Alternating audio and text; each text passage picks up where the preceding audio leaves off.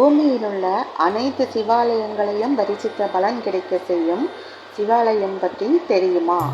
திருத்தெங்கூர் வெள்ளிமலைநாதர் கோவிலை தரிசித்தால் பூமியிலுள்ள அனைத்து சிவாலயங்களையும் தரிசித்த பலன் உண்டு. வெள்ளிமலைநாதர் திருத்தெங்கூர் தல வரலாறு. இறையவர் பெயர் திருப்பெயர் ரஜதகிரீஸ்வரர். வெள்ளிமலைநாதர். இறைவியார் திருப்பெயர் பெரிய நாயகி. தலமரம் தென்னை. தீர்த்தம் சிவகங்கை. வழிபட்டோர் லக்ஷ்மி தேவி, நவகிரகங்கள். தேவார பாடல்கள் சம்பந்தர், ஒரைசை, வல்வினை. தல வரலாறு. சூரியன் வழிபட்டதால் அருணபுரம் என்றும், பிரம்மன் தீர்த்தம் உண்டாக்கி வழிபட்டதனால் பிரம்ம தீர்த்தம் என்றும், கந்தர்வன் ஒருவனிடம் குட்ட நோய் நீங்க பெற்றதால் குஷ்டரோகஹரம் என்றும், வழிபட பலன்கள் எளிதில் பெற்றுத்தக்க தலமாதலில் சர்வ உத்தமபுரம் என்றும், ஐந்தெழுத்தும் இறைவனை வழிபட்டதால் பஞ்சாட்சரபுரம் என்றும், 5 தீர்த்தங்கள் இருப்பதால் பஞ்சதீர்த்தபுரம் என்றும், இறையருளால் அமுதம் கிடைக்க பெற்றதால் அமுத வித்யாபுரம் என்றும் இதற்கு பல பெயர்கள் உள்ளன. ஒரு சமயம் உலகம் முழுக்க பிரளயம் எழும்பி கடல் நீர் உலகம் முழுவதையும் மூழ்கடித்துக் கொண்டிருந்தது.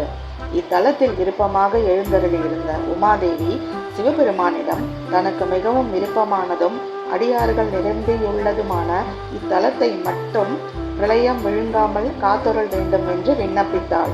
சிவபெருமானும் உமையின் விருப்பத்திற்கிணங்க இத்தலத்தின் பெருமையை உலகறியும் பொருட்டு காத்தருளினார்.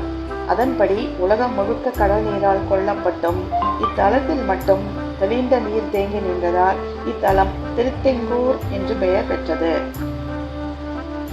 உமாதேவியின் விருப்பப்படி பிரளயத்தில் மூழ்காமல் இருந்த இத்தலத்தை பற்றி கேள்விப்பட்ட மகாலட்சுமி இத்தலத்திற்கு வந்து சிவபூஜை செய்து நிரந்தரமாக இங்கேயே தங்கினாள். திரு என்னும் லட்சுமி வந்து தங்கியதால் இத்தலத்திற்கு திருத்தங்கூர் என்று பெயர் ஏற்பட்டது. உமையம்மைக்கு விருப்பமான தலம் என்பதையும் திருமகள் வந்து சிவபூஜை செய்த தலம் என்பதையும் தெரிந்து கொண்ட நவகிரகங்கள் இத்தலத்திற்கு வந்து தத்தம் பெயரால் ஆளுக்கொரு சிவலிங்கத்தை நிறுவி பூஜித்து பலனடைந்தார்கள். தென்னை மரங்கள் வளம் பெற்ற ஊராதலில் தெங்கூர் என்று இத்தலத்திற்கு பெயர் வந்ததும் என்றும் கூறுவர். அதற்கேற்ப தென்னை மரமே இத்தலத்தின் தலவிருட்சமாகும். சிவகங்கை தீர்த்தம். கங்கை நதியில் நீராடுபவர்களின் பாவங்களை சுமந்து வாடிய கங்கை அந்த பாவங்களை எல்லாம் போக்கிக் கொள்ள பூலோகத்தில் உள்ள பல தீர்த்தங்களில் மூழ்கி சிவபூஜை செய்தாள். அப்படியும் பாவம் முழுவதும் போய்விடவில்லை.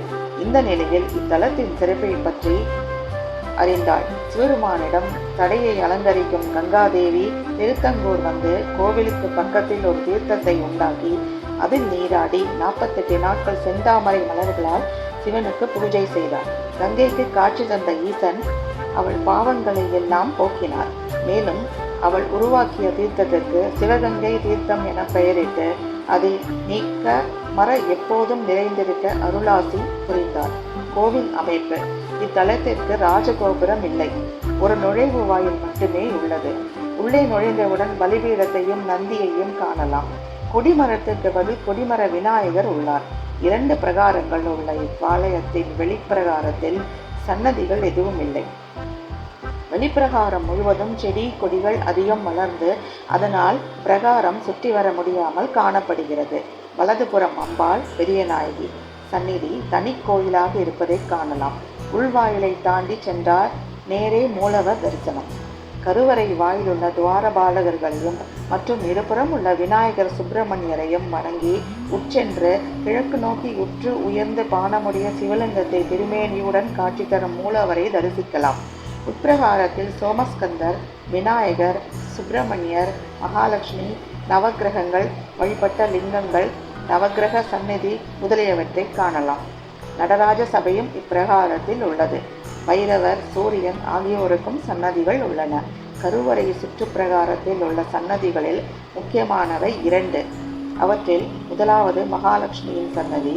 மகாலட்சுமி சிவபூஜை செய்த தலமாதலால் இச்சந்நிதி முக்கியமானது. அடுத்தது வடக்கு பிரகாரத்தில் அமைந்துள்ள நவகிரகங்கள்.